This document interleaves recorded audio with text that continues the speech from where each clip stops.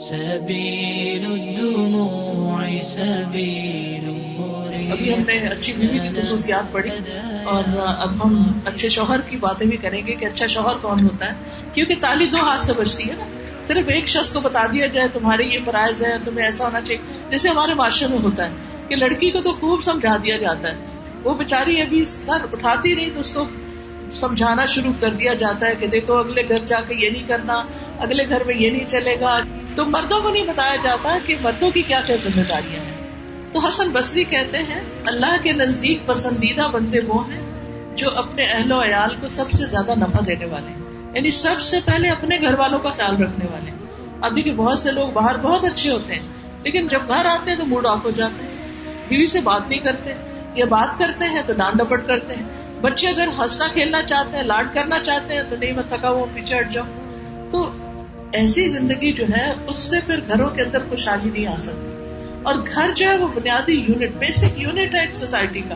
اگر گھروں کے اندر خوشی نہیں تو باہر کہیں سے خوشی آپ تلاش نہیں کر سکتے.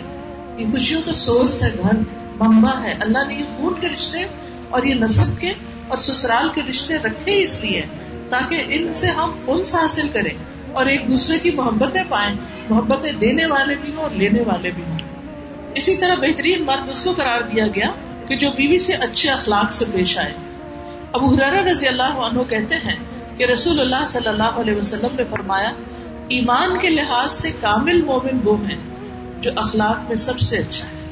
یعنی اچھا مومن کون ہے؟ جس کا اخلاق اچھا ہے. یعنی جب ایمان کی بات ہوتی ہے تو ایمان کے ساتھ ہم عام طور پر نماز روزہ حج زکوٰۃ وغیرہ کی بات تو کر لیتے ہیں کہ یہ بڑا مومن ہے. کیوں ہے بھائی؟ نمازی ہے بڑا، ٹھیک ہے، بہت اچھی بات ہے.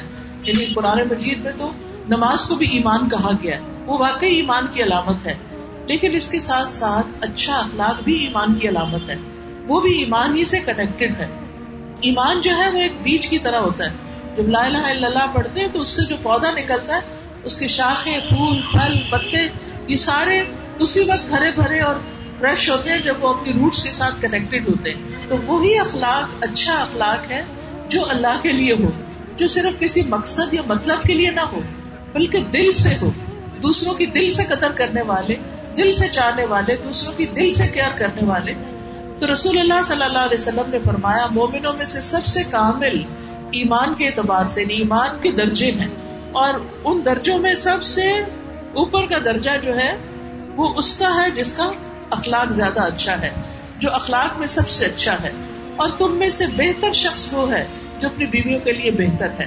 یعنی باہر اپنے دوستوں کے لیے بہتر ہونا یہ اچھے اخلاق کی علامت یا یہ پروف نہیں ہے، بلکہ جو گھر میں اچھا ہے وہ اصل میں اچھا ہے. اسی طرح بیوی سے محبت کرنا اور اس محبت کا اقرار بھی کرنا. یعنی بعض اوقات محبت ہوتی ہے لیکن اگر کوئی پوچھ لے تو سچ نہیں بتائیں گے. لیکن رسول اللہ صلی اللہ علیہ وسلم جو صادق اور امین تھے، ان سے جب پوچھا گیا، حضرت عمرو بن العاص کو آپ نے ایک غزوہ کے لیے امیر بنا کے بھیجنا تھا تو بہت خوش ہوئے کہ ان کو آپ نے اتنی امپورٹینس دیا. تو اس موقع پر انہوں نے پوچھ لیا کہ آپ کو سب سے زیادہ محبت کس سے ہے؟ تو انہوں نے کہا عائشہ سے. یعنی اپنی بیوی کا بتایا کہ عائشہ سے سب سے زیادہ محبت ہے رضی اللہ عنہا. اور جب پوچھا گیا کہ مردوں میں کس سے، تو فرمایا ان کے باپ سے. تو آج ہمارے مردوں میں سے کسی سے پوچھا جائے کہ تمہیں سب سے زیادہ محبت کس سے ہے، تو پہلے تو شاید سوچ میں پڑ جائے کہ محبت ہے بھی کسی سے کہ نہیں ہے، تو کس سے ہے. تو کتنے ہوں گے، یعنی حقیقت کی بات کریں، کتنے ہوں گے جو کہیں گے مجھے اپنی بیوی سے محبت، اور اگر کہیں تو واقعی وہ کرتے بھی ہوں اوپر اوپر سے نہ کہنے والے. تو یہ ہے ایمان کی علامت، گھر والوں سے محبت، اور اس محبت کو حلال اعلان دینا کہ ہاں وہ جب لوگ سنتے نا کہ گھر والوں کی اتنی کیئر کرتے تو پھر دوسرے شر پسند نیت خرابی رکھنے والے وہ قریب بھی نہیں آتے کہ آلریڈی ان کو تو اپنے گھر والوں کی اتنی چاہت اور فکر ہے تو ہمارا تو یہاں کوئی کام نہیں. ادروائز شیطان کو جب یہ پتا چلتا ہے کہ ہسبینڈ وائف کے بیچ میں کچھ کمی بیشی ہے تو وہ رکھنے ڈالنے کی کوشش کرتا ہے. پھر اسی طرح اچھا مرد وہ ہے جو بیوی کی اچھی عادات پہ نظر رکھے اور بری عادات کو نظر انداز کر دے. کوئی شخص پرفیکٹ نہیں، ہر شخص میں کچھ خوبیاں بھی ہوتی ہیں اور کہیں نہ کہیں کمی کمزوری بھی ہوتی ہے. ہم جب بہت پرفیکشنسٹ بن جاتے ہیں تو چاہتے ہیں کہ دوسرا شخص بس فرشتہ ہی ہو، اس میں کوئی کمی نہ ہو کسی طرح. یہ ہو ہی نہیں سکتا.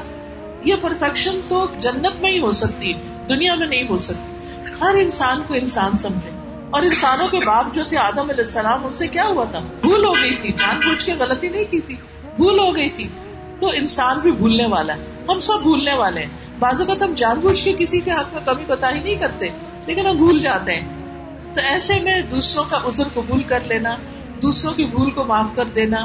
یہ آپ دیکھیے، اب بچیاں جیسے شادی سے پہلے ان کی اپنی آزاد زندگی ہوتی ہے، مرضی سے سونا، مرضی سے جاگنا، صبح دیر تک سوئے رہنا، کبھی کھانا کبھی نہ کھانا، دوستوں میں زیادہ انوالو ہونا یا پڑھائی میں بہت زیادہ مصروف ہونا.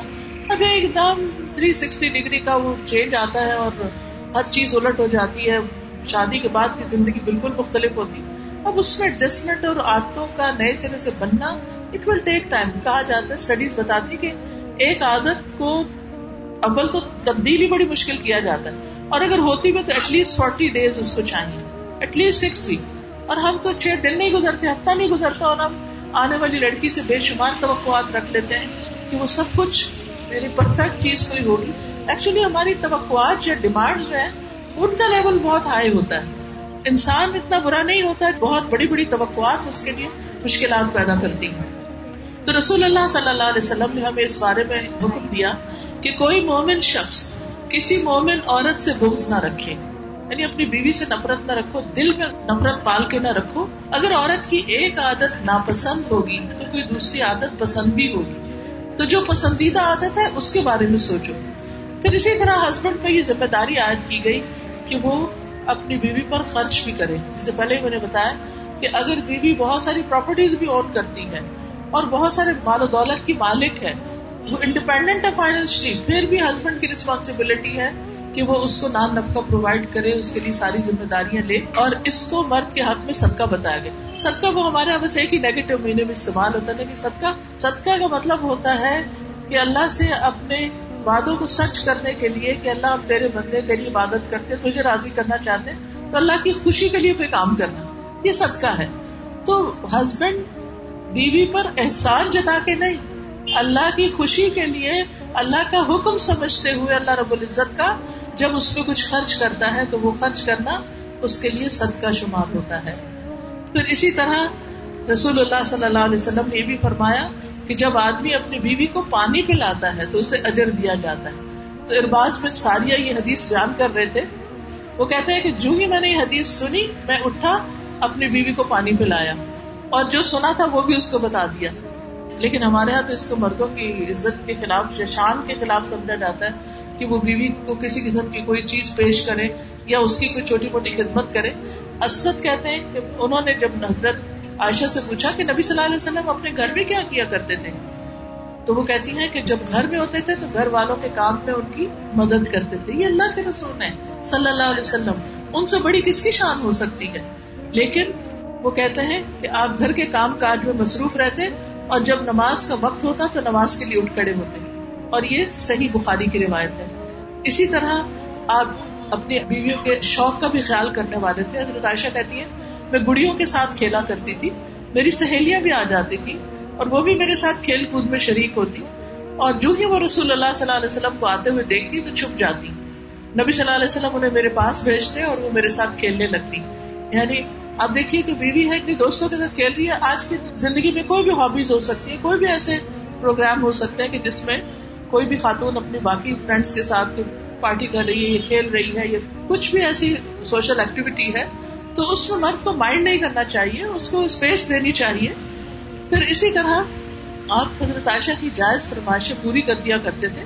جابر بن عبداللہ کہتے ہیں کہ رسول اللہ صلی اللہ علیہ وسلم نرم دل آدمی تھے. حضرت عائشہ جب بھی آپ سے کسی چیز کی فرمائش کرتی آپ اسے پورا کرتے تھے. تو کتنی بڑی خوبی ہے. تو بیوی کی فرمائشیں چھوٹی چھوٹی بازوں کا چیزیں ہوتی ہیں، لیکن جب ان کو پورا نہیں کرتے ہسبینڈ تو دل ٹوٹ جاتے ہیں. جب وہ دل ٹوٹ جاتے ہیں تو پھر رونا دھونا شروع ہو جاتا ہے.